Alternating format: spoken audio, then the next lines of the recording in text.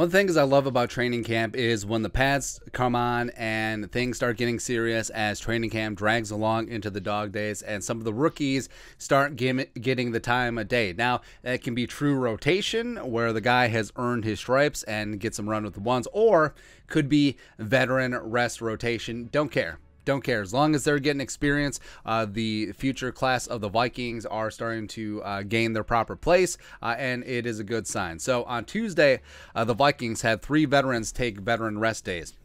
And something that Kevin O'Connell is smartly doing. He wants to keep the older players fresh as they get into the season. As I'm sure you'll see that they'll have Wednesdays and Thursdays off for practice, maybe even some Fridays, and right? So they're starting this early and often. And what a coinkyding that the 3 veterans who had rest days on Tuesday were safety Harrison Smith, cornerback Patrick Peterson, as well as right guard Jesse Davis. Jesse Davis also already had a veteran rest day on Friday, so he's getting plenty of rest. Well rested, right?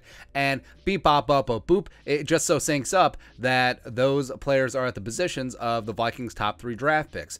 Safety Lewis Cine, first rounder, as well as fellow second round picks Andrew Booth Jr., the cornerback out of Clemson, as well as Ed Ingram, the guard out of LSU. And so things are starting to come up Millhouse as Kwesi Adofo-Mensah's top 3 picks are starting to get the time of day. You do absolutely love to see it. And yes, it was a lighter practice. There was no full pads or whatever. It was shorter practice because of the heat on Tuesday. I fully understand that, but it is good. It's absolutely good that they're starting to get their feet wet, and this can only lead to better things as training camp goes along, as you get into preseason games, as you get into joint practices with the Niners. I think that you're going to start seeing these 3 show up because they've looked really good so far, especially Lewis Cine. The Vikings have been incorporating a lot of 3 safety looks. I think that Harrison Smith and Lewis Cine, as well as Cameron Bynum, will be a big part of this defense. Plus, even though the pads have been out for 1 day and is generally frowned upon for you to light up your teammates the way that Lewis Cine does, you know that he's just champing at the bit. Like, he can't wait until the Raiders preseason game coming up on the 13th, because he wants to smack that all on the floor, smack that, give me some more. So stacks, bodies, crime scene, whatever you want to do, just absolutely, he's going to bring it. I think that he's going to be a stud. Plus, you know, the whole viral video of Notre Dame safety Kyle Hamilton, now with the Ravens, getting cooked by that UDFA wide receiver. There's a couple things here. Number one, one-on-one coverage was not Hamilton's forte. Most safeties, it's not. Number 2, I mean, one-on-one, whatever. Like, speed was not his forte. Straight line speed was a little bit questionable, but a lot of Vikings fans were hammering the team for passing up on him in the draft and then trading back and then taking Lewis Cine.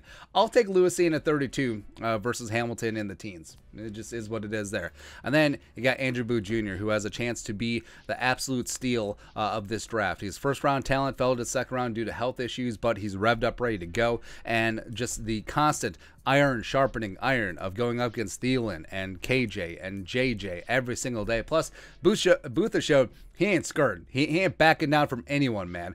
He is going to chirp. He's going to challenge. He's going to do everything. And the great thing about it, we said this at the time, is that Lewis Cine, Andrew Booth Jr., Asamoah, also a Caleb Evans, by the way, who's having himself a pretty good camp so far. All 4 of those guys have an edge, have a swagger to them that I feel like has been lacking on this defense for a number of seasons, and they all bring it. Kwesi, through all the analytics, said, we're missing swagger. Must add swagger in the draft. And that's what they absolutely did, man.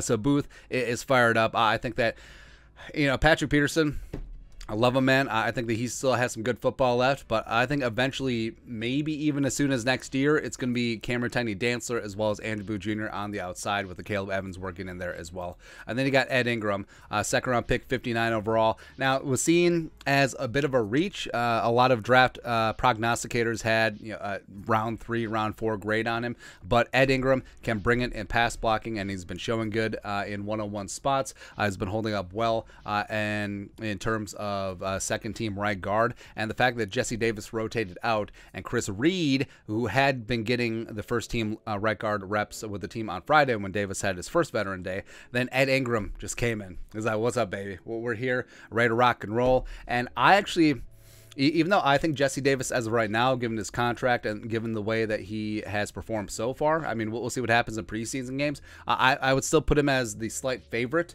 to start week 1 against the greasy, grimy Green Bay Packers at right guard. But I think Ingram's charging. And I don't think that Chris Reed is going to be in the right guard mix. I think that he is going to be replacing Garrett Bradbury in short order. But it is really fun to see. Again, Veteran Day, yes, Veteran Rest Day. This isn't a changing of the guard or anything like that. And yes, it was an unpadded practice, but it's good to see. It is that first step on the road to them becoming starters and contributors and studs on this team. And very hopeful. Yeah, very hopeful. A top 3 Vikings draft picks getting some love and some run. But that's it. Your thoughts and our thoughts. Let us know in the comments section below. Subscribe for daily Vikings takes. Want to support the work? Put a little something in the Venmo. But until next time, Skol, production value.